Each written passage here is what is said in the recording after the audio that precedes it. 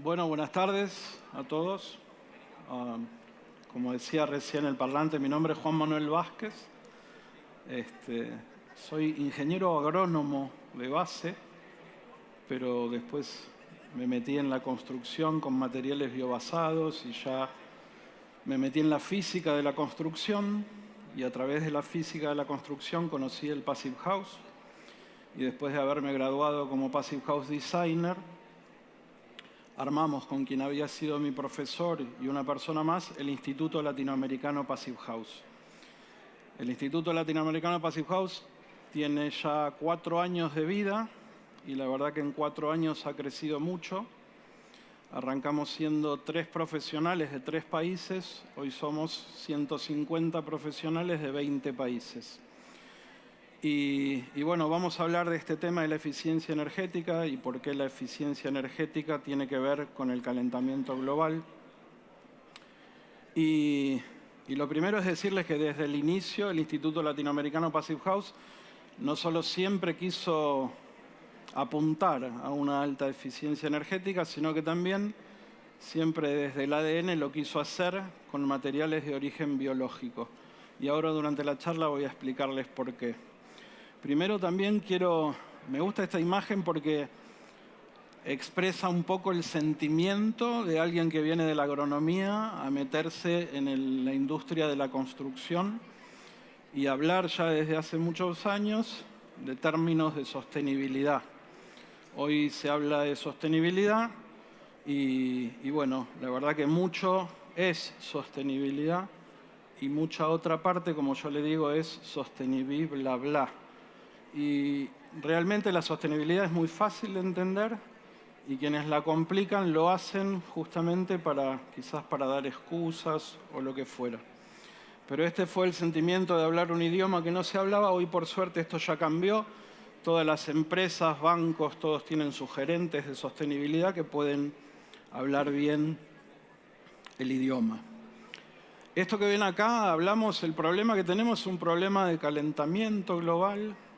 Y estas imágenes que ven acá son las imágenes de los gases de efecto invernadero. Se habla del carbono, todo es equivalente de carbono en la atmósfera, ¿sí? Así se ve. Esto es como se ve. Si ustedes ven las imágenes de ahí arriba, son 4, y no es que son aleatoriamente 4, sino que están tomadas las 4 según la estacionalidad.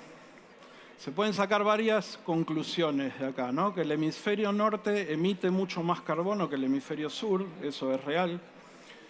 Pero por otro lado, lo que se ve entre la primera imagen y la última es esta estacionalidad. La primera imagen es el invierno, en el hemisferio norte, el otoño, la primavera, el invierno y el otoño. ¿Qué es lo que pasó en esta imagen? No es que desapareció la contaminación con carbono. La contaminación con carbono volvió a su equilibrio de 300 partes por millón, ¿sí? Que es lo que debería haber en la atmósfera. Hoy estamos en 400. Pero lo que pasa acá en esta imagen, y ahí fue donde yo vi reflejado que mi profesión podía aportar mucho, lo que ustedes ven ahí, es el índice de área foliar. O sea, estacionalmente las plantas brotan, fotosintetizan, ¿no? Y entonces eso es lo que hace que el carbono vuelva a su equilibrio.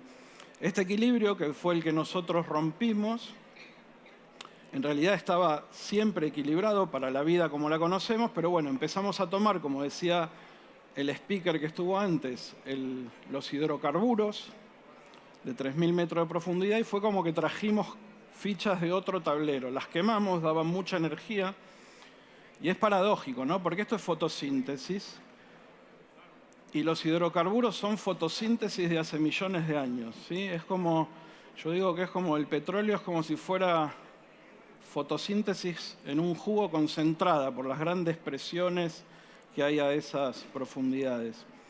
Pero bueno, lo importante acá es que todo el mundo está buscando la manera para extraer carbono de la atmósfera, capturarlo, ¿sí? El famoso Carbon Capture and Storage, ¿no? Capturar el carbono y estoquearlo. Y se están rompiendo la cabeza, inventando máquinas y cosas Y en verdad esto que vemos acá es justamente la máquina perfecta de tomar carbono de la atmósfera, generar fibras vegetales, ¿sí? Y en esas fibras retener el carbono y como efecto colateral nos da oxígeno, ¿sí? Entonces es la máquina perfecta, no hay que buscar una máquina nueva para hacer eso, ya lo hace y lo hace hace millones de años. Un poco para que tengan idea y para que se entienda sencillamente, este equilibrio en la actividad, todas las actividades humanas generan carbono. Y son fuentes de carbono. Y hay solo 3 sumideros de carbono que secuestran carbono: los bosques, los océanos y los suelos.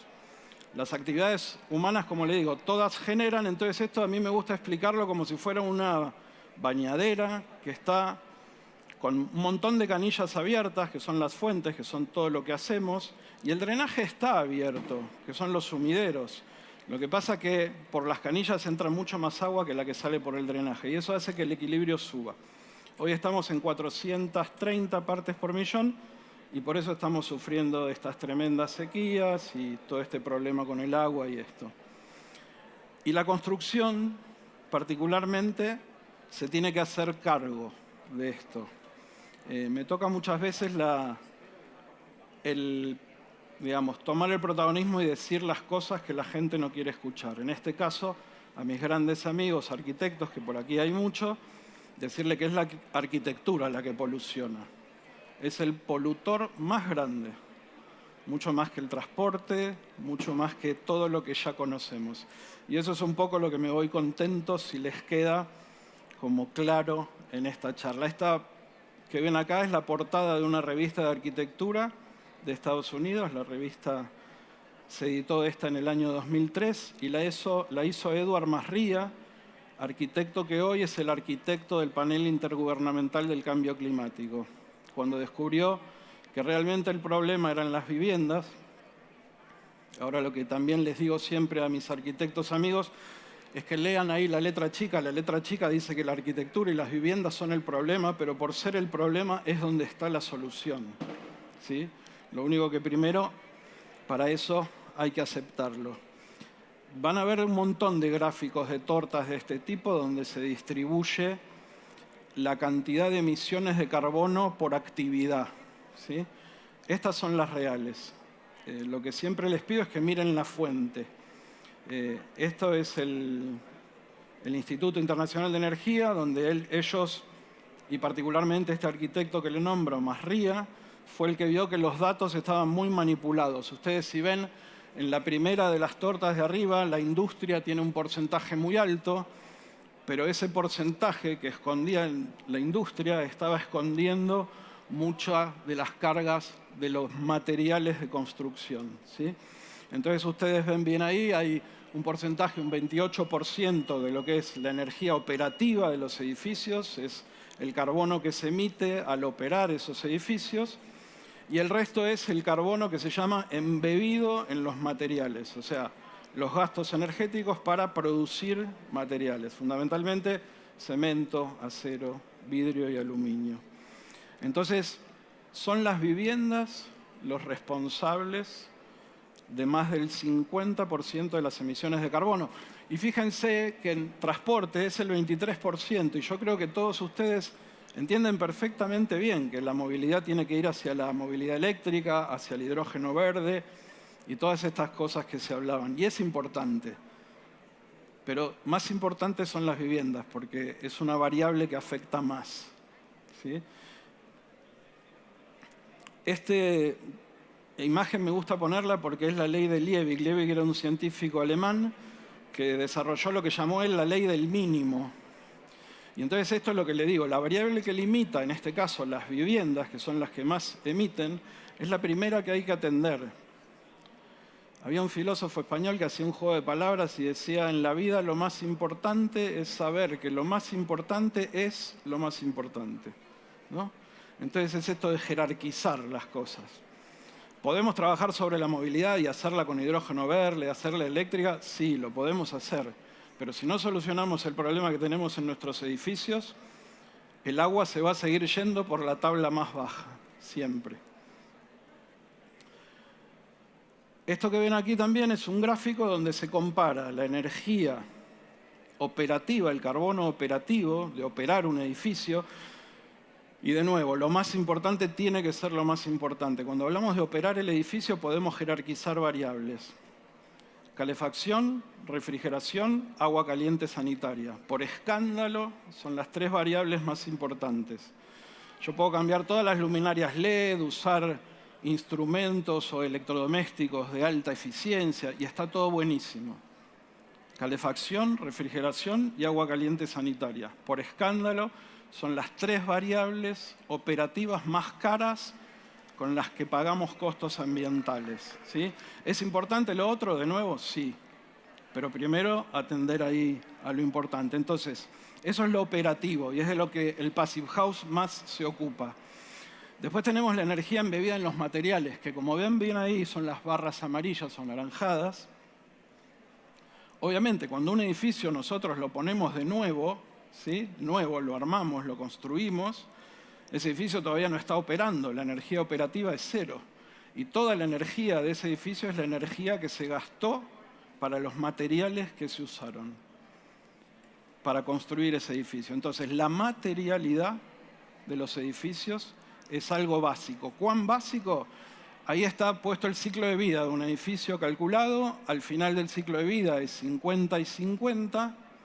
Pero si tomamos al 2030, que falta muy poco y son los años importantes, que son los que vienen, porque el problema lo tenemos ahora del calentamiento, todos sufrimos las olas de calor, todos sufrimos la falta de agua, tenemos que activar urgentemente, ¿no? Y entonces si tomamos al 2030, la responsabilidad de la materialidad está arriba del 70%. Cuando nosotros tenemos una vivienda, ¿sí? Si la vemos desde el punto de vista de la física de la construcción, la vivienda tiene una envolvente opaca, ¿sí? Que es la primera que ven ahí. La segunda, que es toda la parte de carpinterías, es la envolvente acristalada. Y la última que ven ahí se llaman puentes térmicos, que son un problema grave que existe en las viviendas y que muchos no pueden o no saben o no quieren cuantificarlo. Pero son sobre todas las cosas que nosotros tenemos que trabajar. Cuando hablamos de eficiencia energética no es un término nuevo. Este señor se llama Fourier y en 1822 fue el primero que explicó cómo se transmitía la energía a través de un muro, ¿sí? Por eso digo que son principios básicos que hay que tener en cuenta y saber y que no son nuevos. Todos los software de simulación energética que existen hoy en el mundo y que son muy complejos en 2 dimensiones y en 3 dimensiones, se basan en la ley de este hombre de 1822. Y él lo que dijo particularmente es que el flujo de energía a través del muro tendría que ver con esa letra lambda, que es la conductividad térmica del material, el salto térmico y el espesor. No importan las fórmulas aquí. Lo importante es que esta gente, que era muy sabia, no solo explicó cómo funcionaba, sino que fue muy inteligente y dijo, esto sucede así y el calor va a ir siempre, la energía siempre va a fluir de la cara caliente a la cara fría, ¿no? Esto es porque a veces la gente dice, no, bueno, pero eso es para un clima y no para el otro. Para la física de la construcción no importa el clima. Vos podés ponerle exterior a la cara caliente e interior a la cara fría o viceversa. La física funciona igual, ¿sí? Entonces, tomando en cuenta esa fórmula, y esto lo pongo más que nada porque el común de la gente cree que el adobe o la construcción con tierra, que admiro mucho, es un material aislante y no, para nada, no es un material aislante. Nosotros tenemos que si tenemos un muro de 20 centímetros de espesor, si lo hacemos de hormigón, que a los arquitectos les encanta el hormigón visto, estamos teniendo pérdidas de 200 hasta 260 vatios por cada metro cuadrado de muro de la envolvente. O sea que cualquier climatizador que les ponga un equipo de clima, los primeros 260 vatios de ese equipo por cada metro cuadrado de muro los va a estar perdiendo. ¿Qué quiere decir esto? Están sobredimensionados todos los equipos en las viviendas donde no está bien trabajada la aislación, ¿sí? El adobe, si se fijan, son 75 vatios. Es una bajada de menos de la mitad, ¿sí?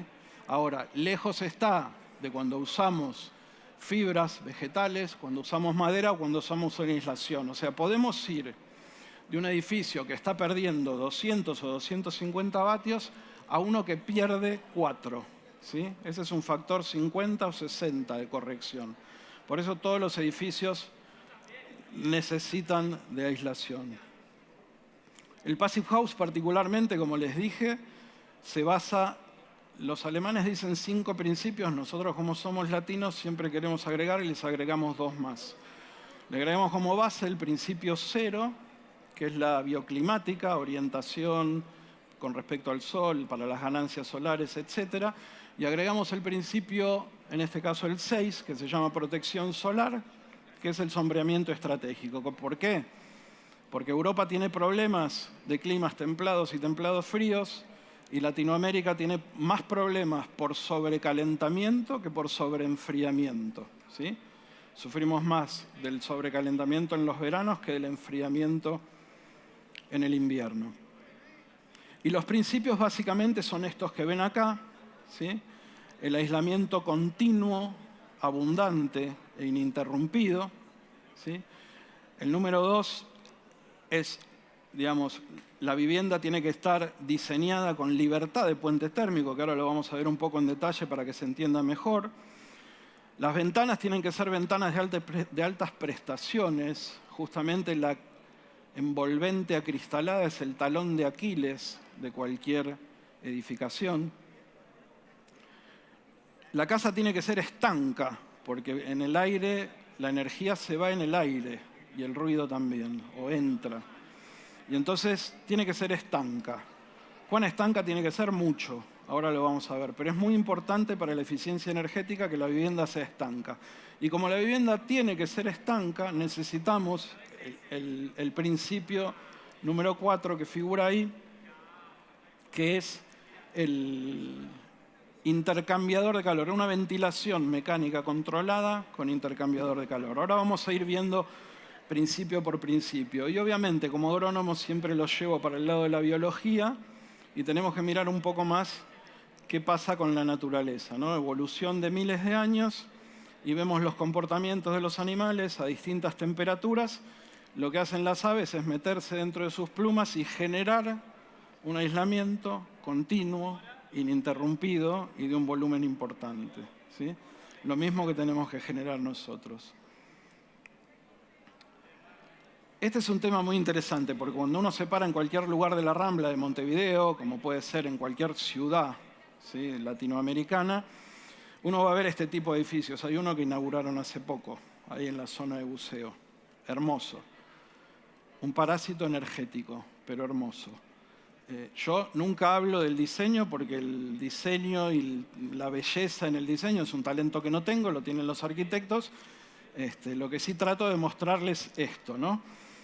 Lo que ven ahí en gris es un cilindro refrigerado por aire, ¿sí? Un elemento mecánico que se usa mucho en las motocicletas, ¿sí? Y donde se gastó muchísimo dinero en investigación y desarrollo para lograr un disipador de energía, ¿sí? Los balcones en los edificios no gastamos un peso en investigación y desarrollo y logramos gigantescos disipadores de energía. Entonces, a través de los balcones son esas saletas que disipan y perdemos. Y tenemos muchos problemas. ¿Cómo se soluciona esto? Con lo que se llaman elementos de rotura de puente térmico, ¿sí? Ahí lo ven en la imagen, qué es lo que pasa con la energía cuando hay un inserto, como es una losa de un balcón, y cómo es que hay que solucionarlo. En la imagen de arriba ven una imagen térmica de cómo ese departamento que está calefaccionado está perdiendo toneladas de energía por su balcón que está disipando esa energía, ¿sí? Porque no lo tenía. Cuando aplicamos los elementos de rotura de puente térmico, aislamos térmicamente ese balcón y podemos disfrutar de un balcón sin que tenga ningún problema energético. Ese es un puente térmico que se ve muy fácilmente. Hay otros como este, que se llaman puentes térmicos de diseño, que no son tan fáciles de ver y que se ven en la parte de la imagen de arriba, por lo general se dan en los encuentros o en las esquinas. ¿Y qué es lo que pasa? Que por el volumen del muro, una pequeña porción en el muro interior está conectada con una mucho más grande porción del lado exterior, ¿sí? Entonces ahí genera un flujo de energía mucho más fuerte. Y eso se traduce en puntos fríos, en el caso de que estemos calefaccionando, y por eso terminamos viendo condensaciones muchas veces en las casas que son de ese tipo como el que figura ahí, que generan moho, ese moho genera esporas y esas esporas son un problema. Es una patología edilicia que a la vez es una patología médica para quienes vivimos dentro, ¿no? Y por otro lado, en el caso de esa viga metálica, si hay una patología en ese punto, se puede correr con riesgos estructurales. Entonces, hablando de los puentes térmicos, lo que a uno le pasa cuando empieza a estudiar puentes térmicos es que, como este chico que veía gente muerta, a nosotros nos pasa que vemos puentes térmicos por todos lados y nos traen pesadillas, ¿no? Nos obsesionamos un poco con el tema. Las ventanas de altas prestaciones, hoy hay una tecnología en ventanas muy, muy importante. Acá van a ver triple vidriado. Esto es importante. No siempre el Passive House exige triple vidriado. El Passive House es una normativa de alta eficiencia energética donde se contrasta toda esta física de la construcción con el clima del lugar. Montevideo para el Passive House es un happy climate, ¿sí? Es un clima agradable, ¿sí? Para nada extremo. Entonces, estamos convencidos de que aquí, o del lado de Buenos Aires también, se puede fácilmente llegar a un tipo de certificación Passive House sin la necesidad del triple vidriado, sí con un vidriado doble. Hoy, en la tecnología del triple vidriado, y si prestan un poco de atención, los separadores de esas cámaras no son de aluminio, como los que usamos normalmente nosotros, porque el aluminio es un puente, una autopista térmica, no un puente térmico. En este caso se llaman Warm Edge y son de acero inoxidable, que es de mucha más baja conducción, y tienen espumas al medio.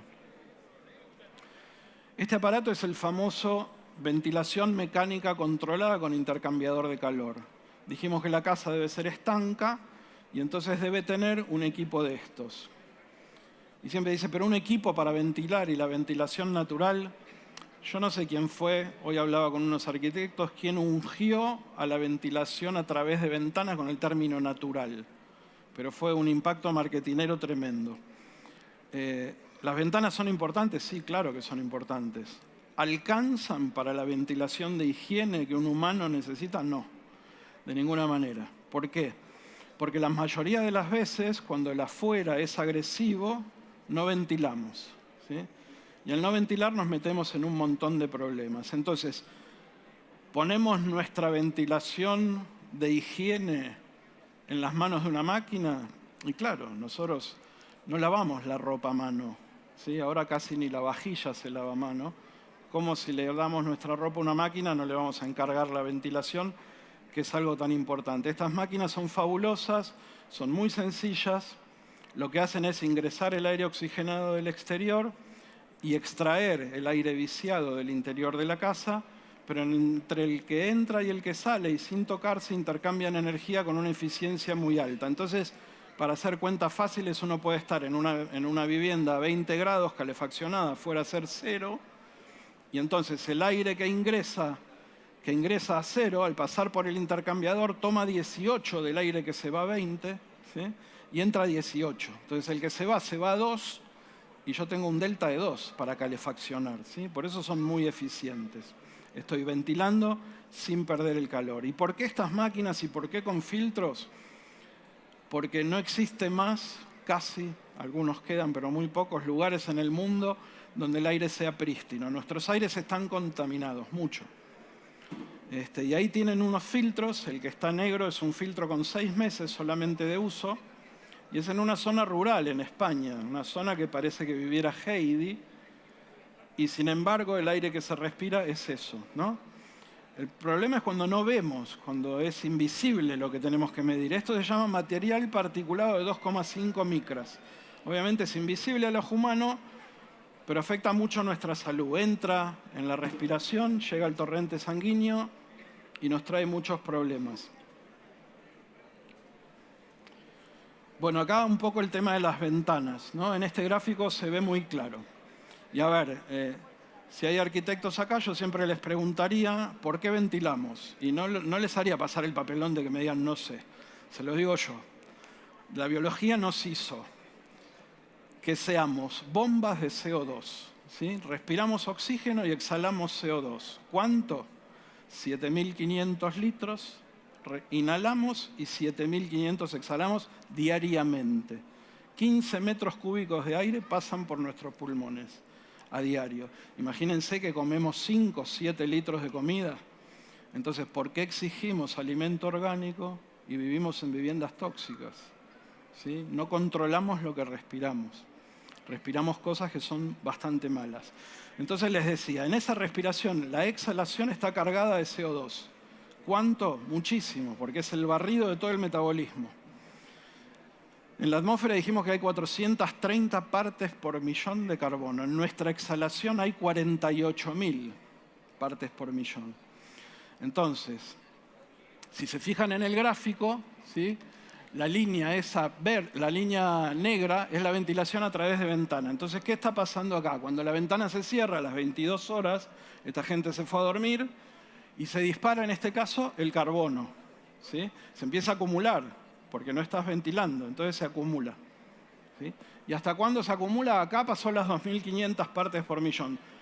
Yo, que soy un obsesivo, en mi dormitorio, yo vivo en un lugar donde hace 12 o 15 bajo cero, en las sierras, en el interior de Córdoba, a 1.200 metros de altura.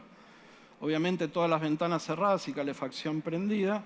Yo llegué a medir hasta 4.500 ppm de carbono en un dormitorio. ¿Cuál es el problema? Que uno no descansa bien y que perdemos capacidad cognitiva, porque el cerebro combustiona oxígeno y no carbono. Entonces, la ventilación a través de ventanas no alcanza, ¿sí? Necesitamos máquinas que estén todo el tiempo ingresando este aire. El Passive House en todo esto siempre, en la búsqueda de la eficiencia energética, encontró esta que no era buscado, que son estos beneficios en la salud. ¿Sí? Sin buscarlo, lo encontraron. Para que ustedes se den una idea, y no los quiero aburrir con números, pero dijimos que respiramos 15 metros cúbicos de aire al día. Cuando diseñamos un edificio, una vivienda, y calculamos el aire a través de estos ventilación mecánica controlada, calculamos 30 metros cúbicos persona hora. ¿Eso para qué es? Para diluir el carbono. ¿Sí? Precisamente, si no, no alcanza. ¿Qué pasa con el carbono? Imagínense todas las escuelas del Uruguay, invierno, nadie abre una ventana, los niños están estudiando dentro de un recinto rico en carbono, por lo tanto no están fértiles para recibir conocimiento. Eso es algo bastante llamativo. Ponemos a los niños en condiciones no óptimas para recibir conocimiento. Y como en este caso ensayábamos en España y vimos cómo se terminan durmiendo a medida que el carbono, y nos pasa a nosotros, cualquiera cuando ha estado o en un colectivo en el invierno o en un avión y el avión no prendió todavía el aire acondicionado, la atmósfera se pone pesada y cuesta respirar y ese es el carbono que entra. Esto solamente, y es gracioso porque pongo un pelo, yo que soy pelado pongo un pelo como ejemplo, pero para que vean un tema de escalas, ¿no? Cómo son las escalas. Les hablé de este material particulado de 2,5 micras, que ahí lo tienen comparado contra un cabello humano, contra un grano de arena o contra granos de polen. Estamos hablando de cosas muy, muy pequeñas, ¿sí? Pero que sabemos que contaminan y en cantidad. La otra razón por la que ventilamos es la humedad, mantener condiciones óptimas de humedad. ¿Para qué? Para que no aparezcan bacterias, virus, hongos, ácaros o cualquiera problemas de enfermedades infecciosas. Hay un rango de confort que nosotros podemos llegar fácilmente con estos equipos. Por eso, cuando ponemos estos equipos de ventilación mecánica, se extrae de zonas húmedas y se impulsa aire en las zonas secas para bajar la humedad.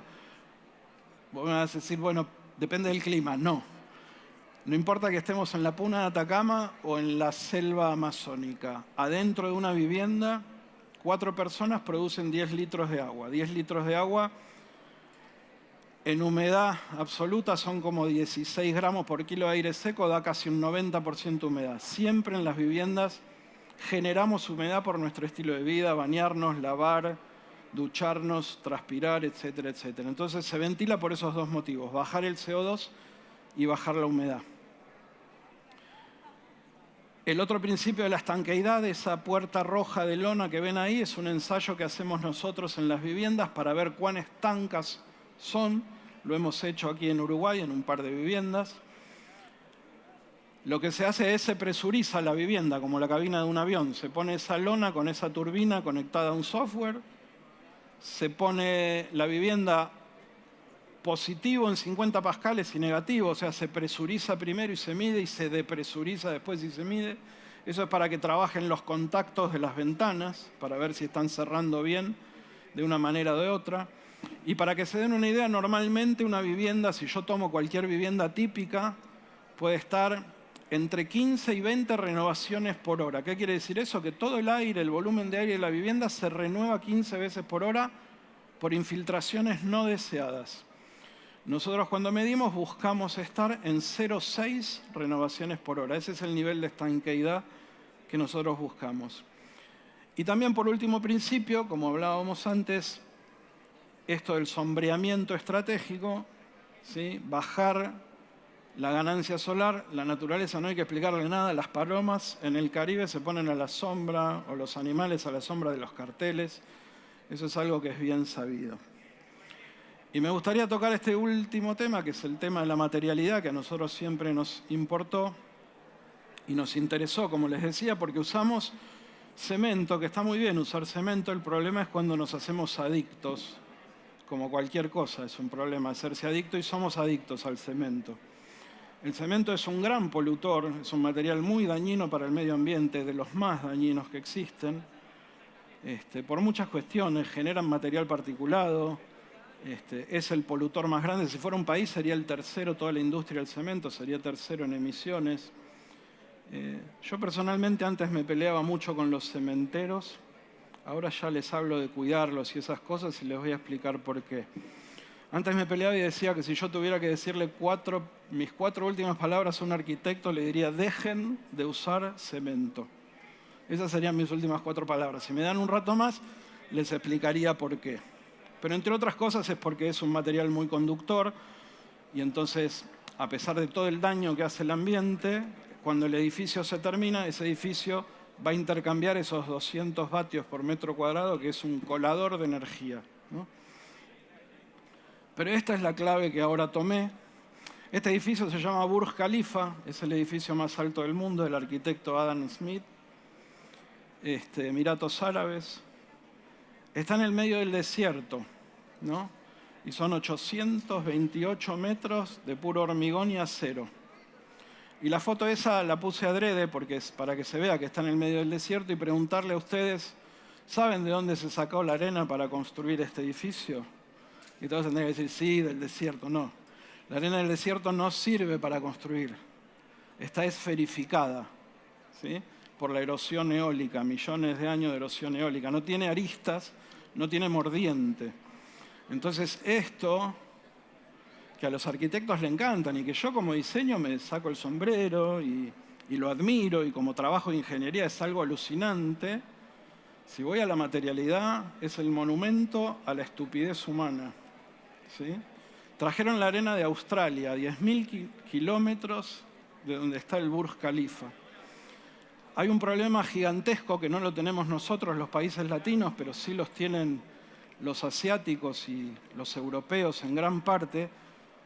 El hormigón es una parte de cemento, una cuarta parte de cemento, 3/4 partes de áridos. Los áridos en el mundo están en una crisis terminal, no hay más.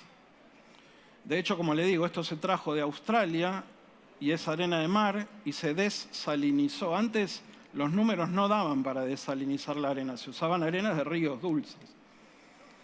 Entonces pueden decir: claro, no, los áridos o la arena es un material no renovable. No, es renovable a tasa geológica.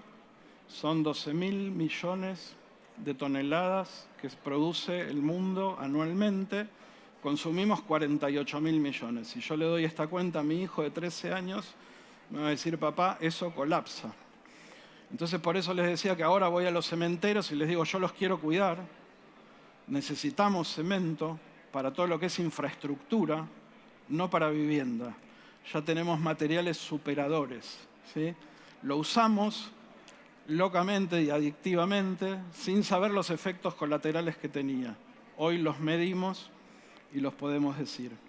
Entonces este arquitecto, que era un gran arquitecto que trabajaba la domótica, siempre dijo que para cambiar algo no hay que pelearse, hay que poner algo superador, ¿no? Entonces tomé por esa vía para hacerme menos mala sangre y la verdad que va mucho mejor así. Y como les digo, tenemos un montón de cosas superadoras. Una, por ejemplo, y para cuidar el cemento, y que está relacionado también a esto de la biomimesis o la mímica de la naturaleza. La naturaleza, cuando necesita estructura, nuestros huesos son porosos, ¿sí? Es carbonato de calcio depositado, pero tiene una estructura de poros interior que es mejor que si fueran macizos, ¿sí? Son más livianos y más fuertes. Más fuertes, ¿por qué? Por esa red que se ve ahí tridimensionalmente que las distintas solicitudes las canaliza. Entonces, hay un arquitecto argentino que ya tiene esto aquí en Uruguay, se han hecho edificios aquí en Uruguay con esto, se llama Prenova, y lo que hace son estas esferas infladas de plástico reciclado de último uso. Estaba recién una mujer que hablaba de la contaminación con plástico en los mares. Esto es plástico reciclado de último uso. Se le da esa porosidad, estos edificios usan, al llenar esas losas, un 40% menos de hormigón, ¿sí? Entonces lo estamos cuidando, el hormigón. Las losas son mucho más livianas, eso permite separar columnas, separar vigas y hacer menos cantidad de cimientos. Así que es una ventaja por todos lados. Otro de los elementos superadores que vino ahora, y Uruguay va a la vanguardia con esto, con su aserradero fábrica de CLT en Tacuarembó. El CLT contralaminado y la madera laminada. Esta es una viga de madera laminada. Y siempre la pregunta, ¿la madera se quema? No, la madera no se quema. Déjenme explicarles algo. La madera evolucionó durante millones de años con el fuego y generó una defensa natural que se llama carbón. Cuando la madera se carboniza, ¿qué es lo que hace? Ralentiza el fuego. El fuego avanza, no puede avanzar más de 0,7 milímetros por minuto. Entonces, como diseñador, con ese dato, si yo quiero que mi madera aguante 60, 120, 180 minutos, le doy la dimensión que quiera. Y la puedo hacer aguantar, como está en la imagen de la derecha, donde se ve una viga de madera que está aportando vigas de acero, que uno piensa el acero, no, el fuego no le hace nada. 600 grados en el núcleo, el acero colapsa. Vimos a las Torres Gemelas caerse como si fueran de manteca. Eso es acero a 1500 grados. No les quiero decir que si las Torres Gemelas eran de madera no se caían, pero sí, en serio, era así. No se hubiera llegado tan alto, pero la madera hubiera resistido si estaba bien diseñada. Entonces eso es un ensayo de incendio a 1500 grados con una viga de madera que está soportando hierro que no colapsó. Y para que esto quede claro, a veces en la Universidad Bio Bio hay un gran profesor que cuando le preguntan si esto es contralaminado, y preguntan si el contralaminado se queda, manda a comprar chorizos y hacemos el asado en una parrilla de madera, ¿no? Para demostrar que el fuego puede estar ahí 2, 3, 4 horas, que solo va a consumir algunos milímetros, los 0,7 por minuto que le dije, ¿no? Y cuando está diseñado bien, no hay ningún problema para resistirlo. Cuando hablamos de materiales superadoras y hablamos de madera, nos metemos adentro de la madera. Y la madera es celulosa, hemicelulosa y lignina, los 3 componentes carbonados más abundantes de la naturaleza. El edificio que ven ahí se llama Murray Grove, está en el centro de Londres. Lo hizo el arquitecto Andrew Waugh, uno de los primeros en usar el CLT en edificios en altura. Son 9 pisos, 27 departamentos. Año 2008. Cuando lo hizo, obviamente, todos los inmobiliarios le dijeron, esto no lo vas a vender ni loco. Él lo hizo, lo vendió en el Pozo. En 1 hora 40 vendió los 27 departamentos, 29 departamentos. Y lo interesante es que se le vendió a todos jóvenes de menos de 30 años, ¿no? No había que explicarles mucho que la madera era un gran material y que no hacía daño al ambiente y eso. Y cuando hablo con ingenieros industriales, y hablamos de nuevos materiales y tecnificación de materiales, yo los desafío a que me digan dónde hay un material más técnico, con más tecnología que la madera. Y entonces le mando esa foto, porque esa foto es la mano de Andrew Waugh, el diseñador de este edificio, que se sacó esa foto con la cantidad de semillas de árboles que usó. Entonces él dice, con esto que tengo en el puño, en 20 años puedo hacer 29 departamentos. No conozco material tan mágico que pueda hacer eso de ninguna manera. Por lo tanto, hay un desafío muy importante y muy grande, que es, y que es difícil, pero es, dejemos de hablar del valor por metro cuadrado, que es la variable más mentirosa de la actualidad, porque absolutamente todos los proyectos se sobrecostean y se sobrepasan de tiempo, y tratemos de hablar de los costos ambientales que pagamos cuando no tenemos en cuenta toda esta situación de que es la construcción el gran problema. ¿Por qué? Porque vivimos en un planeta biológico de recursos finitos, entonces los crecimientos no pueden ser ilimitados, no podemos usar la arena y los áridos de la manera que nos usamos sin respetar su resiliencia o cómo el planeta lo vuelve. Entonces créanme, y esto es así, todos los materiales de construcción del futuro tienen que ser cultivados. ¿Por qué? Porque somos biológicos y finitos, ¿sí? Entonces no podemos utilizar más materiales de manera indiscriminada. Por lo tanto, tenemos que trabajar con los límites que nos pone el planeta, ¿sí? Eso es la clave, no hacerlo como lo hacemos siempre. Y siempre hablaban de achatar la curva cuando fue el COVID. Yo puse, bueno, achatemos esta curva también, que es hacer las cosas como las estábamos haciendo o hacerlas como las tenemos que hacer. Y me gusta siempre poner esta frase porque acá hay muchos constructores y desarrolladores que hacen proyectos fantásticos y alucinantes y hermosos, pero que destruyen mucho el medio ambiente, ¿no? Entonces tratemos de fijarnos no solo en lo que construimos, sino en lo que no permitimos destruir. Así que muchas gracias por su atención. Si tienen algunas preguntas o algo me avisan y si no, nos vemos por ahí.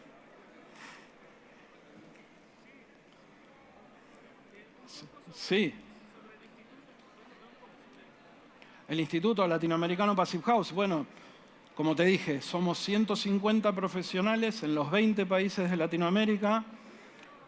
Reportamos de alguna manera al Passive House mundial, que está en Darmstadt, Alemania, que están ahí los físicos que inventaron este sistema. Tenemos acá, Martín, ponete de pie, por favor.